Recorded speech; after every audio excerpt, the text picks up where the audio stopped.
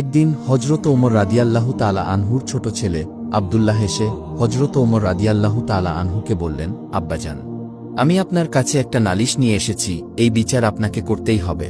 বাবা গো, আমি শুনেছি আপনার ভয়ে নাকি শয়তান পর্যন্ত রাস্তা ছেড়ে দিত। আমি এটাও শুনেছি যে আপনি নাকি বাঘের গালে থাপ্পড় মারতেন। কিন্তু আপনার ছেলেকে কেউ অপমান করবে, এটা আপনি কখনো বরদাস্ত করবেন কি? হজরত ওমর তখন বললেন, আব্দুল্লাহ, কি হয়েছে তোমার? আমার কাছে সবকিছু খুলে বলো। তখন আব্দুল্লাহ বললেন, আব্বাজান, হুসাইন আমাকে গোলামের বাচ্চা গোলাম বলে গালি দিয়েছে। এই কথা শুনে হজরত ওমর রাদিয়াল্লাহু তাআলা আনহু অবাক হয়ে তার ছোট ছেলে আব্দুল্লাহকে জিজ্ঞেস করলেন, তুমি কি ঠিক শুনেছ যে তোমাকে হুসাইন গোলামের বাচ্চা গোলাম বলেছে? জবাবে আব্দুল্লাহ বললেন, হ্যাঁ, আমি ঠিকই শুনেছি। হুসাইন আমাকে গোলামের বাচ্চা গোলাম বলে গালি দিয়েছে। তখন হজরত ওমর রাদিয়াল্লাহু তাআলা আনহু বললেন, ঠিক আছে, হুসাইন যদি তোমাকে এই কথা বলে থাকে তাহলে অবশ্যই হুসাইনের বিচার করা হবে। পরের দিন হজরত ওমর রাদিয়াল্লাহু তাআলা আনহু নিজেই হজরত আলী রাদিয়াল্লাহু তাআলা আনহুর বাড়িতে আসলেন। তখন ওমরকে দেখে হজরত আলী রাদিয়াল্লাহু তাআলা আনহু বললেন, হে ওমর, আপনি হঠাৎ আমার বাড়িতে? জবাবে হজরত ওমর বললেন, হে আলী, আমি একটা দরকারে এসেছি। তারপর হজরত ওমর আলীকে জিজ্ঞেস করলেন, হে আলী, হুসাইন কি বাড়িতে আছে? জবাবে হজরত আলী রাদিয়াল্লাহু আনহু বললেন, হে ওমর, হুসাইন তার ঘরের মধ্যেই আছে। তারপরে হজরত আলী রাদিয়াল্লাহু তাআলা আনহু ওমরের কাছে জানতে চাইলেন যে ওমর, হুসাইনকে কি দরকার?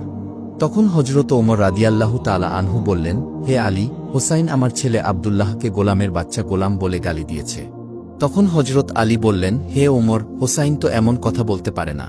ঠিক আছে, যদি হুসাইন এই কথা বলে থাকে তাহলে তাকে ডেকে আনছি। অতঃপর হজরত হুসাইন রাদিয়াল্লাহু তাআলা আনহুকে ডেকে আনা হল।